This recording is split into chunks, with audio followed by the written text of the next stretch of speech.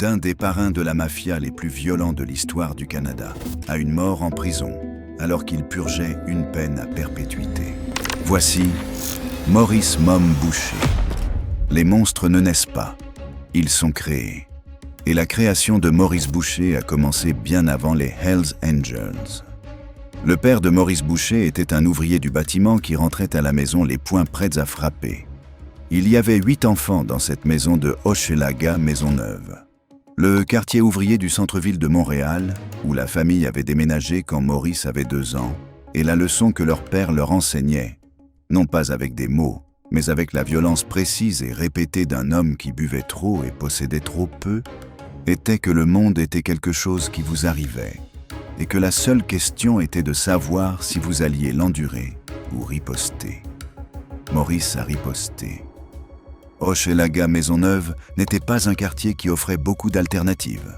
Il se trouvait dans l'est de Montréal, entouré d'usines et de voies ferrées, construit sur le travail d'hommes qui travaillaient de leurs mains et mouraient sans rien avoir à montrer pour toute une vie d'effort. L'industrie de la construction dans laquelle son père évoluait était elle-même profondément liée au crime organisé. La mafia de Montréal s'était infiltrée dans le secteur de la construction du Québec à un point tel que la corruption n'était pas une exception au système, mais le principe même sur lequel tout fonctionnait. La violence n'était pas quelque chose qui venait de l'extérieur. Elle était structurelle. Elle était dans l'air. Boucher a grandi dans cet air.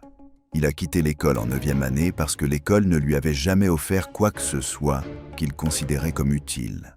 Un rapport présententiel de 1975, rédigé lorsqu'il avait 21 ans, décrivait un jeune homme qui avait passé le début de sa vie adulte à voler dans les magasins, cambrioler et commettre des vols pour financer une dépendance à la drogue commencée pendant son adolescence. Le rapport notait, avec l'optimisme particulier des travailleurs sociaux qui n'ont pas encore abandonné, qu'il était arrivé à l'heure du choix, qu'il pouvait encore suivre son père dans le métier du bâtiment, rentrer dans le droit chemin, devenir quelqu'un d'ordinaire. Il avait cette chance, disait le rapport. Elle était là s'il la voulait. Il ne la voulait pas. Ce qu'il voulait, même s'il ne l'aurait pas décrit ainsi, c'était exactement ce que le quartier lui avait appris à vouloir. Non pas la sécurité, non pas la stabilité, non pas une vie comme celle de son père, mais le pouvoir. Le genre de pouvoir précis, incontestable et absolu, qui faisait que plus personne ne pourrait jamais poser les mains sur vous. Le genre de pouvoir qui faisait de vous celui qui décidait de ce qui arrivait, et non celui qui le subissait. Au début des années 1980, il trouva une première version de ce pouvoir dans un gang de motards suprémacistes blancs appelés les SS, qui dominait le quartier de Pointe-aux-Trembles, à Montréal, et gérait trafic de drogue, extorsion et violence de rue sur son territoire. C'est au sein des SS que Boucher, pour la première fois de sa vie, devint quelqu'un que les autres hommes suivaient. Un psychologue qui l'avait évalué nota qu'il manquait d'empathie émotionnelle et qu'il avait développé, à cause de son enfance, une conviction profondément enracinée selon laquelle la violence n'était pas seulement acceptable, mais naturelle. Le véritable langage caché sous tous les autres langages que les gens utilisent pour prétendre que le monde est autre chose que ce qu'il est réellement. C'est aussi au sein des SS qu'il rencontra Salvatore Cazzetta, un homme qui lui ressemblait en termes d'ambition et de brutalité, mais qui avait tracé une ligne différente à un autre endroit. Les 2 hommes dirigeaient le gang ensemble et, pendant un temps, leur amitié tint bon. Mais elle ne durerait pas éternellement, et lorsqu'elle se briserait, ce serait d'une manière que personne à Montréal ne pourrait ignorer. Mais cela restait encore à venir. Pour l'instant, il n'y avait que le quartier, le gang et un homme qui avait décidé, quelque part en chemin, qu'il ne serait plus jamais celui qui subirait quoi que ce soit. Rejoindre le gang de rue les Score Settlers furent l'endroit où Boucher apprit qu'il pouvait diriger des hommes. Ce n'était pas une organisation sophistiquée. C'était un gang de motards suprémacistes blancs, opérant depuis Pointe-aux-Trembles, gérant trafic de drogue et extorsion de rue sur son territoire, attirant le genre d'hommes qui avait grandi comme Boucher. sans rien à perdre et sans réelle raison de croire que le monde légitime avait quelque chose à leur offrir. Mais dans cet environnement, Boucher découvrit quelque chose sur lui-même que l'école ne lui avait jamais révélé et que son père n'avait jamais reconnu. Il était bon dans ce domaine. Il savait lire les gens, inspirer la loyauté et prendre des décisions sous pression d'une manière dont les autres hommes autour de lui étaient incapables. Salvatore Cazzetta était à ses côtés pendant toute cette période.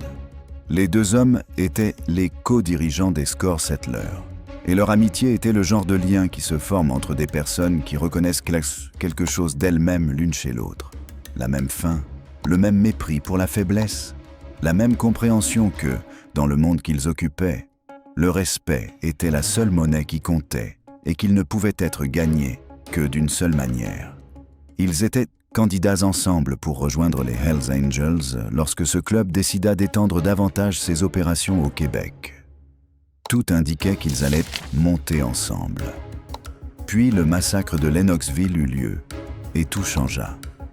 Le 24 mars 1985, 5 membres du chapitre Laval des Hells Angels furent invités à une fête au clubhouse du chapitre Sorel à Sherbrooke. Lorsqu'ils arrivèrent, ils tombèrent dans une embuscade et furent abattus par leurs propres frères. Le motif était interne, puisque le chapitre Laval avait été accusé d'utiliser une trop grande partie du produit qu'il était censé vendre et de détourner de l'argent d'un chapitre de Nova Scotia. Mais c'est la méthode qui comptait. Les corps furent enveloppés dans des sacs de couchage, attachés à des plaques d'haltérophilie et jetés dans le fleuve Saint-Laurent, où des plongeurs les retrouvèrent 2 mois plus tard, dans un état avancé de décomposition. Les Angels avaient exécuté 5 de leurs propres membres et s'en étaient débarrassés comme de déchets. Cazzetta trouva cela impardonnable. Le code hors-la-loi, tel qu'il le comprenait, ne permettait pas à des frères de tuer des frères pour de l'argent, et il refusa, peu importe les opportunités ou les conséquences, de s'aligner avec des hommes ayant fait cela. Il refusa les Hells Angels et fonda à la place le Rock Machine avec son frère Giovanni en 1986. Une décision qui coûterait finalement la vie à plus de 160 personnes. Boucher ne fut pas troublé par Lennoxville de la même manière. Selon plusieurs témoignages, il en fut impressionné. Cela lui prouva que les Angels étaient suffisamment impitoyables à son goût. Et sa seule critique envers l'homme ayant ordonné les meurtres était qu'il avait épargné 3 membres du chapitre Laval au lieu de terminer complètement le travail. En 1986, après avoir purgé une peine de 40 mois de prison pour l'agression sexuelle armée d'une jeune fille de 16 ans, Boucher rejoignit les Hells Angels du Québec. Il devint membre officiel le 1er mai 1987, puis président du chapitre Sorel plus tard cette même année. Les 2 hommes qui avaient autrefois dirigé le même gang dans le même quartier se retrouvaient désormais de part et d'autre de la plus grande division du monde criminel québécois. Cazzetta avait le Rock Machine. Boucher avait les Hells Angels. Et chacun d'eux comprenait, sans avoir besoin de le dire, que la ville n'était pas assez grande pour permettre aux 2 organisations de continuer à grandir indéfiniment. Pendant quelques années, une paix fragile tint bon. Boucher, selon la plupart des témoignages, avait un véritable respect pour les frères Cazzetta puisqu'ils étaient liés à la famille criminelle Rizzuto. Et les attaquer aurait signifié attaquer la mafia, ce que même Boucher n'était pas encore prêt à faire. Ainsi, les 2 organisations coexistèrent, tournant l'une autour de l'autre sur le même territoire, menant des opérations parallèles, observant et attendant. Puis, en mai 1994, Salvatore Cazzetta fut arrêté dans une ferme de Pitbull, dans le cadre d'un complot visant à importer 11 tonnes de cocaïne. Il fut extradé vers la Floride, condamné, puis disparu du jeu, totalement retiré de l'échiquier, et avec le seul homme contre lequel Boucher refusait d'agir désormais enfermé dans une prison fédérale américaine, il ne restait plus rien pour le retenir. Gravir les échelons. Au moment où Boucher devint membre officiel des Hells Angels en mai 1987, l'organisation qu'il rejoignait n'était pas à son apogée. Le massacre de Lennoxville avait détruit le chapitre québécois de l'intérieur. Le président national s'était enfui au Maroc pour échapper à des accusations de meurtre. Des membres haut placés avaient été condamnés et emprisonnés. L'emprise des Angels sur le trafic de drogue à Montréal s'était affaiblie. Et dans le vide qu'ils avaient laissé derrière eux, des dealers indépendants, le Rock Machine et diverses petites organisations criminelles avaient pris du terrain. Le club que Boucher rejoignait était puissant sur le papier, mais affaibli dans la réalité. Et cette faiblesse, pour un homme avec ses ambitions particulières, n'était pas un problème. C'était une opportunité. Il agit rapidement. À la fin de 1987, il était déjà président du chapitre Sorel, le même chapitre dont les dirigeants avaient ordonné les meurtres de Lennoxville 2 ans plus tôt. Ce n'était pas une position qui apportait de la stabilité. Elle apportait des attentes, et Boucher comprenait parfaitement quelles étaient ces attentes. Il arrêta de boire. Il arrêta la drogue. Plusieurs sources soulignèrent ce changement, indiquant que le massacre de Lennoxville avait été le moment où Boucher comprit que l'abus de substances était ce qui avait fait tomber le chapitre Laval. Et il ne laisserait pas la même chose lui arriver. L'homme qui avait passé sa vingtaine à voler dans les magasins, cambrioler et commettre des braquages pour financer sa dépendance, prit une décision froide et calculée, devenir quelqu'un qui ne pouvait être contrôlé par rien. L'un de ses premiers mouvements fut de créer des connexions en dehors du club. Grâce à un ancien policier de Montréal nommé Guy Lepage, renvoyé des forces de l'ordre pour ses liens avec la mafia, Boucher établit une ligne directe avec la famille criminelle Rizzuto, l'organisation criminelle dominante de Montréal. Cette relation deviendrait l'un des plus grands atouts de toute son opération, donnant aux Hells Angels accès à des chaînes d'approvisionnement en cocaïne et à des réseaux de distribution mafieux qu'aucun club de motards au Canada n'avait jamais eus auparavant. Au début des années 1990, il était considéré comme l'un des motards les plus puissants de tout le Québec, opérant dans le trafic de cocaïne, le prêt usuraire et un réseau grandissant d'entreprises légitimes servant à blanchir l'argent circulant dans l'organisation.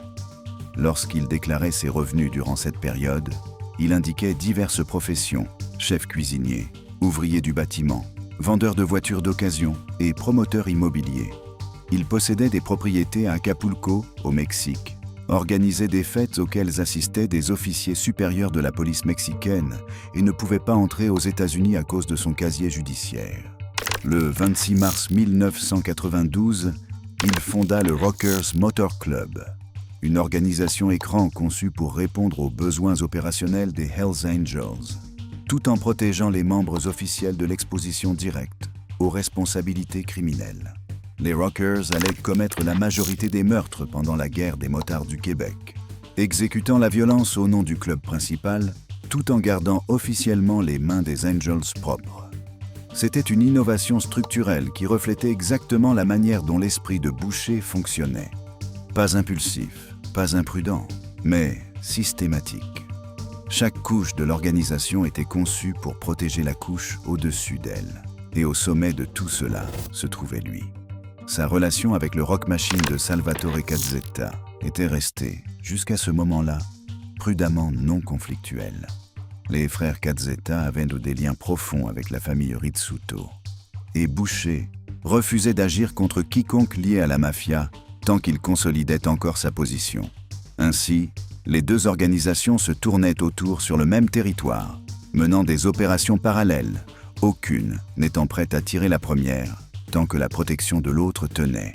Puis, en 1994, Salvatore Cazzetta fut arrêté dans une ferme de pitbull à Fort Erie, Ontario, accusé de complot visant à importer 11 tonnes de cocaïne évaluée à environ 275 millions de dollars. Il fut extradé vers la Floride, condamné, puis totalement retiré de l'équation. Boucher convoqua les dirigeants principaux des Hells Angels de chaque chapitre du Québec dans un hôtel à Longueuil. Le 15 juillet 1994. L'ordre du jour portait sur un vote visant à décider s'il fallait entrer en guerre contre le Rock Machine, et tous les dealers indépendants de Montréal refusant d'acheter exclusivement auprès des Angels. Les chapitres de Montréal, Trois-Rivières et Quebec City votèrent pour. Seul le chapitre de Sherbrooke s'y opposa. Le vote passa. Boucher attendait ce moment depuis des années, Et désormais, plus rien ne se dressait entre lui et le monopole qu'il avait toujours voulu construire. La guerre des motards du Québec. L'ultimatum était simple. Chaque dealer de drogue à Montréal avait un choix. Acheter auprès des Hells Angels ou en subir les conséquences. Il n'y avait aucune négociation, aucun terrain d'entente et aucun délai de réflexion. C'était une offre construite exactement comme celle qu'on ne refuse pas. Et Boucher avait bâti une organisation suffisamment puissante en 1994 pour que la menace derrière cette offre ne soit pas abstraite. Elle était immédiate et crédible. Le Rock Machine refusa. Le 13 juillet 1994, 3 hommes entrèrent dans un magasin de motos du centre-ville, dans le quartier Rivière-des-Prairies de Montréal, et tirèrent 16 fois sur Pierre Daoust, un membre des Death Riders affilié aux Hells Angels. Le Rock Machine envoyait un message en retour. 2 jours plus tard, Boucher avait tous les présidents des chapitres principaux des Hells Angels du Québec réunis dans une chambre d'hôtel à Longueuil, votant pour la guerre. Le vote passa. Et à partir de cet instant, la guerre des motards du Québec n'était plus une possibilité. C'était une réalité. Ce qui suivit durant les 8 années suivantes fut un niveau de violence organisée et continue sans précédent dans l'histoire canadienne et avec très peu d'équivalent en Amérique du Nord, en dehors des grands conflits mafieux américains du milieu du XXe siècle. 162 personnes furent tuées. Plus de 200 furent blessées. Il y eut 84 attentats à la bombe et 130 cas d'incendies criminels, répartis à travers Montréal et les régions voisines, visant des clubhouses, des bars, des véhicules et, dans plusieurs cas, des personnes qui n'avaient rien à voir avec tout cela. Le moment le plus dévastateur de toute la guerre eut lieu le 9 août 1995, lorsqu'une Jeep garée dans une rue du quartier Hochelaga, Maisonneuve, le même quartier où Boucher avait grandi, fut déclenchée à distance. La bombe avait été placée là pour tuer un membre d'un gang rival. Mais un garçon de 11 ans nommé Daniel Desrochers jouait dans une cour voisine lorsqu'elle explosa, et les éclats le tuèrent. Ce n'était pas un motard. Il n'était lié à personne. C'était un enfant jouant dehors un après-midi d'été dans son propre quartier. Et il était mort parce que 2 organisations criminelles se battaient pour savoir qui contrôlerait le trafic de drogue dans sa rue. La réaction du public fut immédiate et durable d'une manière que les incidents précédents n'avaient pas provoquée. Des manifestations suivirent. Les politiciens réagirent. En octobre 1995, le gouvernement du Québec forma l'escouade Wolverine, une unité policière spécialisée créée spécifiquement pour démanteler les opérations des gangs de motards à travers la province. C'était la première reconnaissance officielle par les forces de l'ordre canadiennes que les structures policières existantes n'étaient pas équipées pour faire face à ce que Boucher avait construit. La réponse de Boucher à l'escouade Wolverine fut de continuer. Les Rockers, le club écran qu'il avait fondé en 1992, exécutaient la majorité des violences opérationnelles, se déplaçant vers des cibles identifiées par les dirigeants des Angels, tandis que les membres officiels maintenaient suffisamment de distance légale pour éviter les poursuites directes. Des voitures piégées explosaient dans les centres-villes. Des bars rivaux étaient incendiés. Des membres du Rock Machine étaient abattus dans des restaurants, des parkings et devant leurs propres portes. Et le Rock Machine répondait de la même manière, attaquant des cibles liées aux Angels, faisant exploser des clubhouses et tuant toute personne accessible de l'autre côté. En 1999, après 5 années de conflits continus, le Rock Machine avait été largement décimé. L'alliance qu'il avait construite avec d'autres organisations criminelles indépendantes s'était effondrée sous la pression des attaques répétées des Hells Angels. Désespérés de trouver du soutien, ils se tournèrent vers les Bandidos, le club de motards hors-la-loi américain déjà implanté à travers l'Europe. Et en décembre 2001, le Rock Machine changea officiellement d'écusson pour devenir les Bandidos Canada lors d'une cérémonie tenue dans leur clubhouse du chapitre Kingston. Cela ne les a pas sauvés. Boucher négociait déjà avec des motards de l'Ontario sur une autre voie, et en décembre 2000, près de 200 motards ontariens changèrent d'écusson pour rejoindre les Hells Angels, donnant au club un accès immédiat au très convoité marché de la drogue en Ontario que les Bandidos espéraient obtenir. L'opération canadienne des Bandidos avait été déjouée avant même d'avoir réellement commencé. Puis, en septembre 2000, un journaliste criminel expérimenté nommé Michel Auger fut pris dans une embuscade sur le parking de son employeur, le Journal de Montréal, et reçut 6 balles dans le dos. Il écrivait des articles liant directement Boucher à plusieurs meurtres et le contrat sur sa tête venait des Hells Angels. Auger survécut en appelant le 911 depuis son téléphone portable alors qu'il était encore allongé sur le parking. Il retourna travailler 3 mois plus tard et continua d'écrire. La tentative de meurtre d'un journaliste sur un parking public en plein jour fut le moment où la patience du public québécois prit complètement fin. Des manifestations éclatèrent à travers Montréal. Des journalistes descendirent dans les rues pour exiger une législation fédérale anti-gang. La famille criminelle Rizzuto, alarmée par la perspective qu'un équivalent canadien de la loi américaine RICO soit adopté en réaction, intervint directement et négocia un cessez-le-feu entre Boucher et le président du Rock Machine, Frédéric Faucher. Les deux hommes se rencontrèrent dans un palais de justice de Quebec City le 27 septembre 2000. Le cessez-le-feu dura quelques semaines. Puis la violence reprit. Mais cela n'avait plus vraiment d'importance, parce que la fin était déjà en train d'être construite de l'intérieur.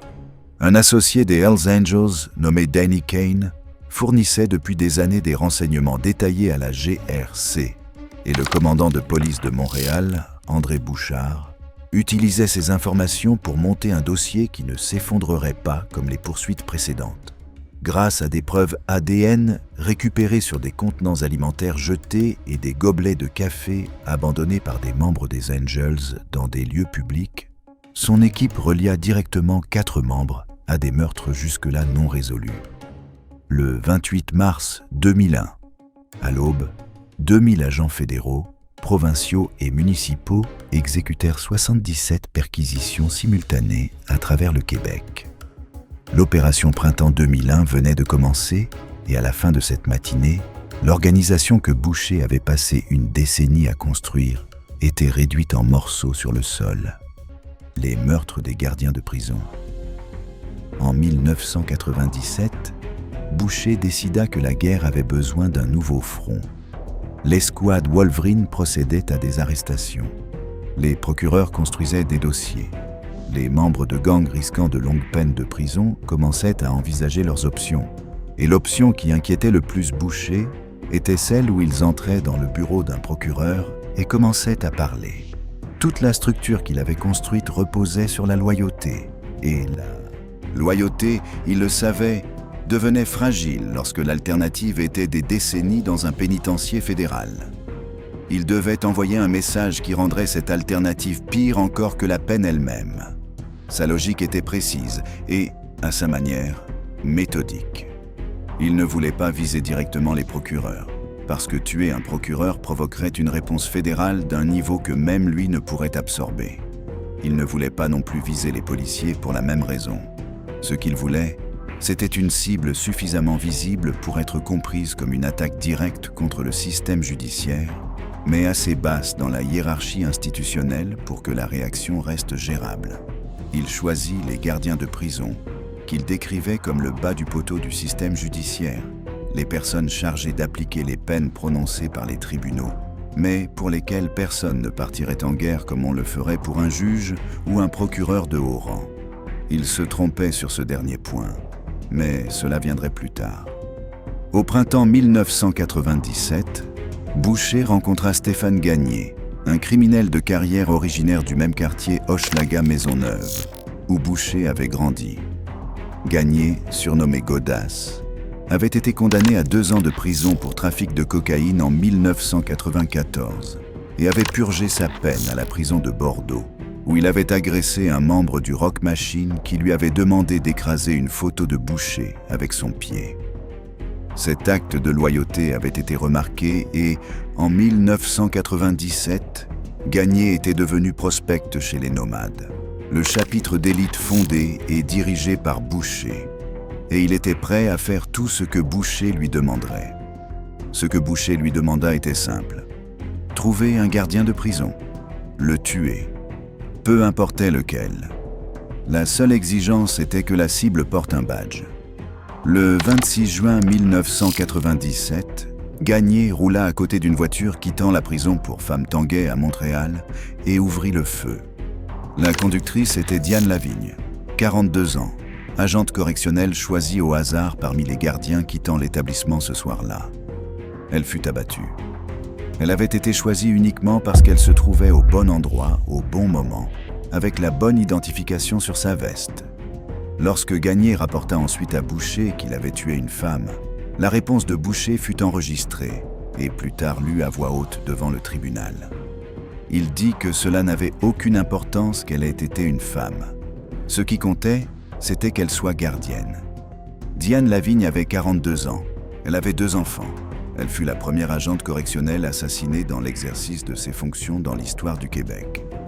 3 mois plus tard, le 8 septembre 1997, Gagné et un autre prospect des nomades nommé Paul Fontaine se placèrent devant la prison Rivière-des-Prairies et attendirent. Lorsque l'agent correctionnel Pierre Rondeau, 49 ans, quitta l'établissement à la fin de son service, ils ouvrirent le feu. Rondeau fut tué. Un 3e gardien, Robert Corriveau, fut blessé dans la même attaque et survécut. 2 gardiens de prison furent tués en 3 mois. Tous 2 avaient été choisis au hasard. Tous 2 furent assassinés uniquement à cause de l'uniforme qu'ils portaient et pour aucune autre raison. La réaction du public fut sans précédent comparée à tout ce que la guerre des motards du Québec avait déjà provoqué. Et cela voulait dire beaucoup étant donné qu'elle avait déjà causé la mort d'un enfant de 11 ans. Le président du syndicat des gardiens de prison déclara aux journalistes que c'était comme si un père avait été forcé de conduire devant le tribunal l'homme ayant agressé sa propre fille. L'image frappa les esprits. Le Québec ne regardait plus ce conflit à distance.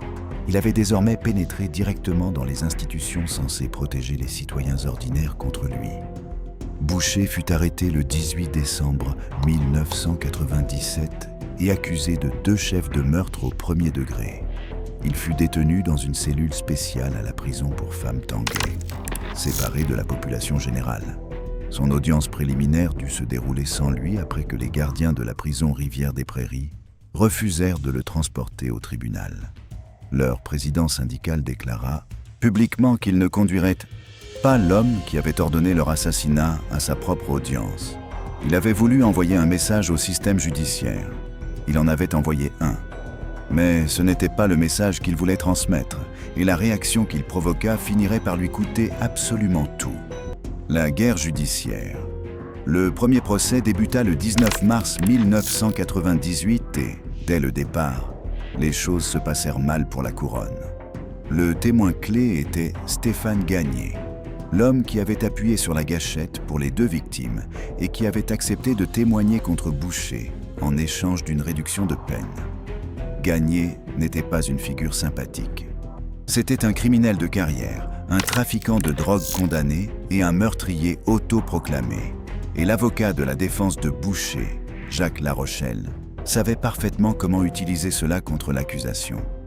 Pendant le contre-interrogatoire, Larochelle poussa Gagné à admettre officiellement qu'il n'avait aucun respect pour la vérité et qu'il mentirait chaque fois que cela servirait ses intérêts. C'était une concession dévastatrice. Et le juge aggrava encore la situation. Le juge Claude Boilard, qui présidait le procès, prit une série de décisions qui affaiblirent systématiquement le dossier de la couronne. Il exclut 5 enregistrements d'appels téléphoniques interceptés, impliquant Boucher, estimant que les mandats utilisés pour les obtenir avaient été demandés de manière irrégulière. Il montra ce que les observateurs dans la salle d'audience décrivaient comme un biais évident en faveur de la défense tout au long du procès. Et dans ses instructions finales au jury, il alla presque jusqu'à leur dire d'acquitter Boucher, passant énormément de temps à attaquer la crédibilité de Gagné et à présenter les preuves d'une manière laissant très peu de place à un verdict de culpabilité. Le 27 novembre 1998, le jury acquitta Boucher d'avoir ordonné les meurtres de Diane Lavigne et Pierre Rondeau. Il sortit du palais de justice pour entrer dans une ville où, dans certains cercles, il était traité comme un héros populaire. Des photographies circulaient de lui souriant devant le bâtiment du tribunal. Des partisans se rassemblèrent. Le message qui traversait le monde criminel de Montréal était clair. Le système judiciaire avait tenté de faire tomber Maurice Boucher, et il avait échoué. Et cet échec était public, documenté et impossible à minimiser. À l'intérieur des forces de police et des bureaux des procureurs du Québec, la réaction fut totalement opposée. L'acquittement provoqua ce qu'un officier décrivit comme une vague de découragement dans chaque agence de maintien de l'ordre de la province. Si un homme ayant ordonné les meurtres aléatoires de 2 agents correctionnels pouvait repartir libre après un procès criminel complet, alors le cadre juridique existant n'était tout simplement pas adapté à ce qu'ils affrontaient. Mais la procureure de la couronne France Charbonneau n'avait pas terminé. Charbonneau, qui deviendrait plus tard célèbre comme commissaire principal de la grande enquête anticorruption du Québec, déposa un appel en affirmant que les instructions du juge Boilard au jury avaient été tellement favorables à la défense qu'elles constituaient une grave erreur judiciaire et qu'il existait des preuves crédibles indiquant que le jury avait subi des intimidations pendant le procès. Le 10 octobre 2000, la Cour d'appel du Québec lui donna raison sur les 2 points. Dans une décision extraordinaire à tous les niveaux, la Cour d'appel annula le principe de double incrimination qui empêche normalement une personne d'être jugée 2 fois pour le même crime, déclara le premier procès irrémédiablement compromis et ordonna un nouveau procès. Boucher fut arrêté en quittant un restaurant le jour même où la décision fut rendue. Le commandant André Bouchard, son ennemi de longue date au sein de la police de Montréal, procéda personnellement à l'arrestation. Il rappela plus tard que Boucher était furieux, insultant continuellement les policiers qui l'emmenaient, parce qu'il ne s'était sincèrement jamais attendu à ce que la double incrimination soit annulée. Dans son monde, un acquittement restait un acquittement. L'idée que le système puisse simplement revenir en arrière et l'annuler ne faisait pas partie de ses calculs. Le second procès débuta le 26 mars 2002, et c'était une procédure différente à presque tous les niveaux. Le jury fut protégé du regard du public par un écran opaque pendant toute la durée du procès, une mesure de sécurité extraordinaire destinée à empêcher le type d'intimidation qui aurait compromis la première procédure. France Charbonneau reçut des menaces de mort durant tout le mois qu'avait duré le procès, et continua malgré tout. Elle se décrivait publiquement comme une femme de conviction qui ne plaisantait pas, et sa manière de poursuivre l'affaire le démontra clairement. Cette fois, le témoignage de Gagné fut présenté différemment, et les instructions du juge au jury furent équilibrées. Les appels téléphoniques interceptés qui avaient été exclus la première fois furent traités à travers d'autres preuves. Et le jury, composé de 8 hommes et 4 femmes, délibéra avant de rendre son verdict le 5 mai 2002. Coupable de 2 chefs de meurtre au premier degré. Coupable d'une tentative de meurtre pour avoir blessé Robert Corriveau. 3 peines de prison à vie purgées simultanément. Aucune possibilité de libération conditionnelle avant 25 ans. Comme il y avait 2 condamnations pour meurtre, Boucher ne pouvait pas invoquer la clause de faible espoir permettant à certains prisonniers de demander une révision anticipée de leur libération après 15 ans. Le tribunal ordonna également qu'il fournisse un échantillon ADN pour la base de données criminelles nationale. Le juge Pierre Béliveau, qui prononça la sentence, souligna la gravité des infractions et donna raison à la couronne sur chaque point contesté lors de l'audience de détermination de la peine. Léon Lavigne, le père de Diane Lavigne, était assis au premier rang du tribunal avec son épouse et sa fille survivante pendant la lecture de la sentence. Sa fille Danielle, qui avait assisté chaque jour du procès d'1 mois et gardé une photo de sa sœur serrée contre son cœur lors du verdict, déclara ensuite aux journalistes que justice avait été rendue et qu'ils pouvaient continuer leur vie. Boucher fut emmené directement du tribunal à Sainte-Anne-des-Plaines, le seul pénitencier fédéral supermax du Canada, situé au nord de Montréal. Il fut placé dans l'unité spéciale de détention, une installation à l'intérieur même de la prison conçue pour les détenus les plus dangereux du système carcéral fédéral canadien, isolé de la population générale et maintenu dans des conditions reflétant l'évaluation selon laquelle il restait une menace active même derrière les barreaux. Il avait passé 5 années à essayer de faire peur au système judiciaire. Finalement, le système judiciaire avait simplement survécu plus longtemps que lui. L'effondrement. Le matin du 28 mars 2001, 2000 policiers agirent simultanément à travers le Québec. C'était la plus grande opération contre le crime organisé de l'histoire canadienne, et elle se préparait depuis des années. Les renseignements qui la guidaient provenaient de multiples sources, mais la plus importante était Danny Kane, un associé des Hells Angels qui fournissait depuis le milieu des années 1990 des rapports détaillés à la GRC, tout en menant une double vie à l'intérieur de l'organisation. Les informations de Kane avaient donné aux enquêteurs une carte de la structure opérationnelle des Angels, une liste de meurtres et des hommes responsables, ainsi que suffisamment de détails sur la hiérarchie interne pour monter des dossiers judiciaires contre des individus qui, jusque-là, étaient restés protégés de l'exposition criminelle directe grâce aux couches de clubs écrans et d'intermédiaires que Boucher avait précisément conçues pour protéger l'organisation. Le commandant André Bouchard prit les rapports de Kane et assigna 2 détectives, Louis-Marc Pelletier et Michel Tremblay, afin de réexaminer les preuves médico-légales de chaque meurtre identifié par Kane.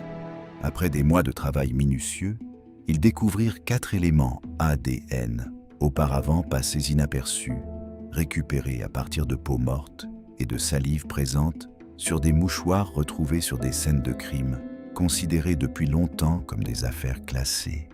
Bouchard autorisa ensuite une méthode de collecte inhabituelle, demandant à des agents de suivre les membres et associés des Angels dans les lieux publics, afin de récupérer les objets abandonnés.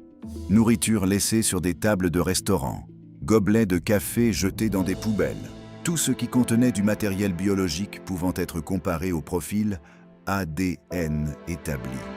C'était un travail policier patient et méthodique du type exact que Boucher n'avait jamais anticipé parce qu'il fonctionnait entièrement en dehors des limites qu'il croyait avoir tracées autour de lui-même. L'opération Printemps 2001 exécuta 77 perquisitions simultanées à travers le Québec dans les premières heures du 28 mars. À la fin de cette matinée, 142 personnes avaient été arrêtées, dont 80 des 106 membres officiels des Hells Angels de la province, l'intégralité du chapitre Nomads que Boucher avait construit et dirigé, ainsi que chaque membre des clubs écrans Rockers et Evil Ones. Les organisations ayant commis la majorité des meurtres durant la guerre des motards du Québec avaient, en une seule matinée, pratiquement disparu. Boucher était déjà détenu au moment des raids, placé en détention préventive en attendant son second procès pour les meurtres des gardiens de prison. Mais l'opération toucha tout de même directement sa vie. 2 de ses maisons furent saisies par les autorités dans le cadre des lois sur les produits du crime. 13 nouvelles accusations de meurtre furent déposées personnellement contre lui, en plus de celles qu'il affrontait déjà. Et son fils Francis, alors âgé de 25 ans et membre des Rockers, fut arrêté et accusé de meurtre au premier degré. Le procureur ayant géré les affaires suivant les arrestations de l'opération Printemps 2001, Randall Richmond, aborda directement l'implication de Francis Boucher lors des audiences de condamnation en 2004. Il déclara au tribunal que l'exemple le plus impitoyable de toute cette affaire était celui de Maurice Boucher, qui avait pris son propre fils pour en faire un criminel dans sa propre organisation, et que la peine de 10 ans de Francis pour complot de meurtre, trafic de drogue et gangstérisme était une conséquence directe des choix de son père, autant que des siens. Francis Boucher avait 25 ans lorsqu'il fut accusé. Il avait grandi en regardant son père construire l'organisation criminelle la plus puissante de l'histoire canadienne. Et il l'avait suivi dans ce monde comme certains fils suivent leur père dans un métier, parce que c'était le seul univers qu'on lui avait jamais montré. L'organisation elle-même ne survécut pas intacte à l'opération Printemps 2001.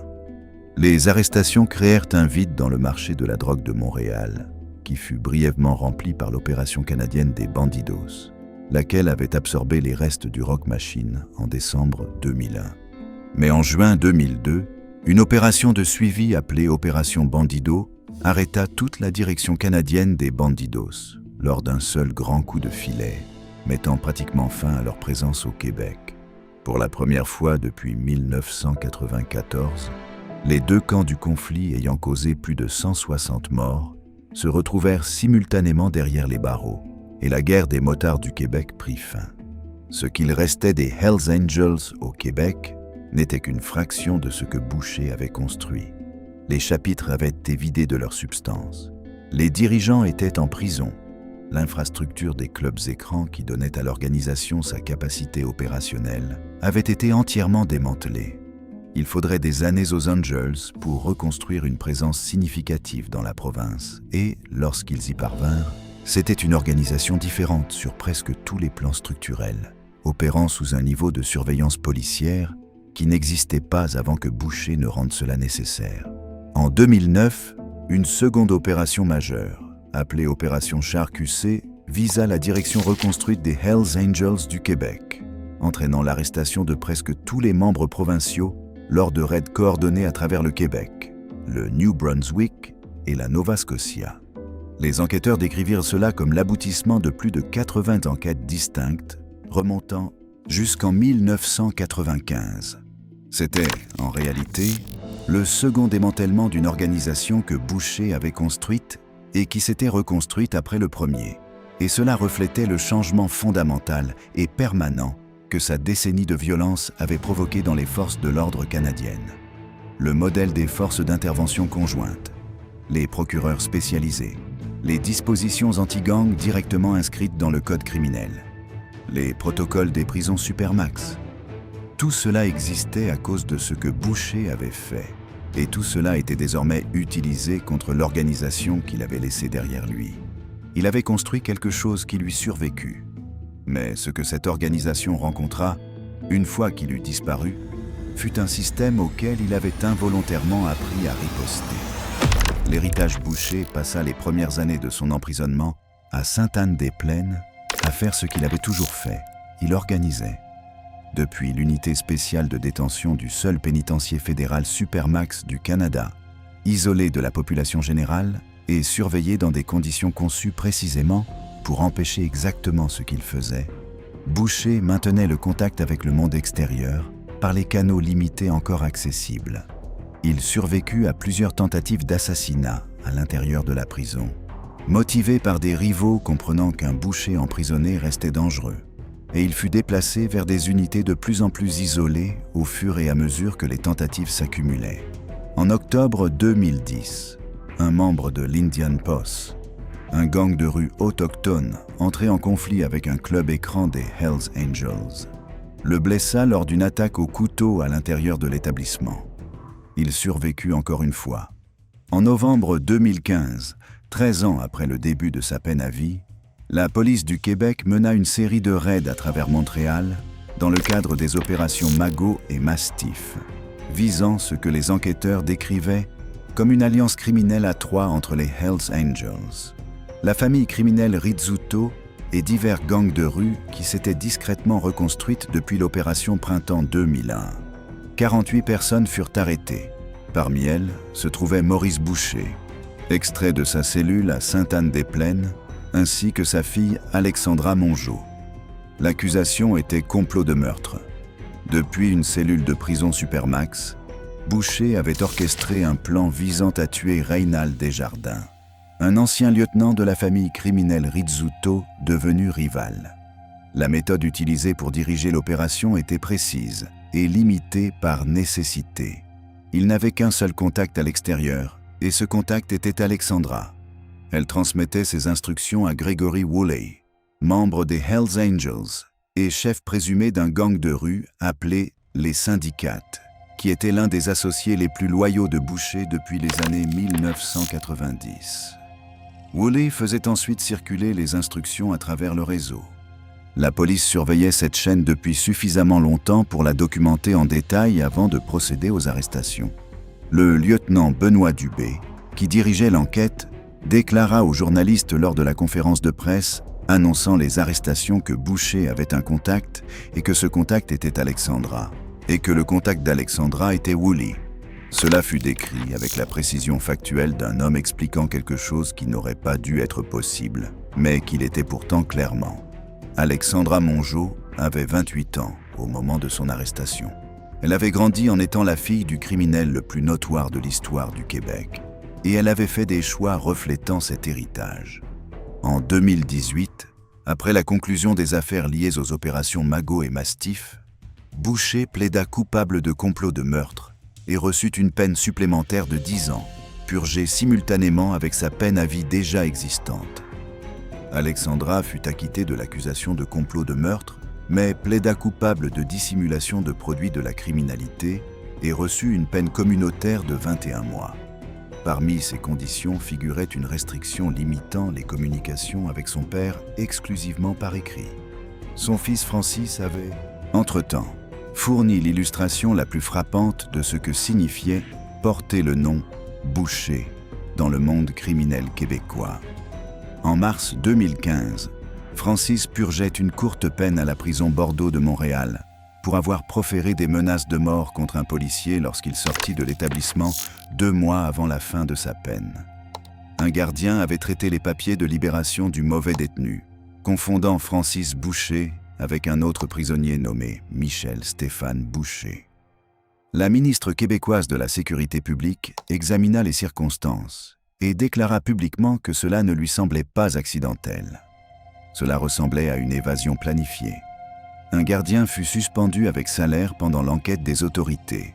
Francis se rendit à la police 4 jours plus tard, accompagné de son avocat, et fut accusé d'évasion légale et d'usurpation frauduleuse de l'identité d'un autre détenu. Il avait déjà accumulé des condamnations pour gangstérisme, trafic de drogue et complot de meurtre. La liberté sous caution lui fut refusée lors de sa comparution, puisqu'il n'avait pas encore terminé la peine qu'il purgeait lorsqu'il était sorti de prison. Maurice Boucher avait détruit son propre fils, selon les mots du procureur qu'il avait déclaré publiquement une décennie plus tôt. Et le fils avait ensuite confirmé cela dans chaque nouveau chapitre de sa vie. Boucher combattait un cancer de la gorge depuis 7 ans, lorsque les autorités le transférèrent en juin 2022 de Sainte-Anne-des-Plaines vers l'établissement voisin d'Archambault, afin qu'il reçoive des soins palliatifs. Le transfert fut effectué dans le secret. Il avait eu 69 ans le 21 juin. Le 10 juillet 2022, il mourut d'un cancer de la gorge dans l'unité de soins palliatifs d'Archambault. Avant sa mort, la Sûreté du Québec tenta d'obtenir des aveux sur son lit de mort, envoyant des enquêteurs à son chevet dans l'espoir qu'un homme mourant finirait enfin par reconnaître les crimes qui ne lui avaient jamais été officiellement attribués. Les meurtres restaient non résolus, les ordres exécutés par des hommes désormais morts ou emprisonnés. Le bilan complet de ce qu'avait réellement coûté la guerre des motards du Québec et l'identité des responsables derrière chaque partie de cette violence. Il ne leur donna rien. Le premier ministre du Québec, François Legault, publia une brève déclaration reconnaissant sa mort. Le président du syndicat des gardiens de prison du Québec, Mathieu Lavoie, confirma la nouvelle rapportée en premier par la presse. Julien Cher, journaliste ayant passé des années à couvrir les Hells Angels et auteur de 2 livres sur l'organisation, déclara à Global News que Boucher avait été un véritable parrain, l'un des chefs du crime organisé les plus notoires de l'histoire canadienne. Un homme ayant régné sur les rues de Montréal et rapporté des millions aux Angels tout en déclenchant, selon les mots de Cher, une vague de terreur sur la ville. La vague était terminée. L'homme qu'il avait créé était parti, et la ville qu'il avait terrorisée pendant 30 ans continua sans lui, marquée de façon encore visible aujourd'hui dans ses lois, ses structures policières et la mémoire institutionnelle de tous ceux qui avaient vécu ce qu'il avait construit et ce qu'il avait fallu pour le faire tomber. Certaines choses qu'il laissa derrière lui étaient concrètes. Les dispositions sur le gangstérisme dans le code criminel.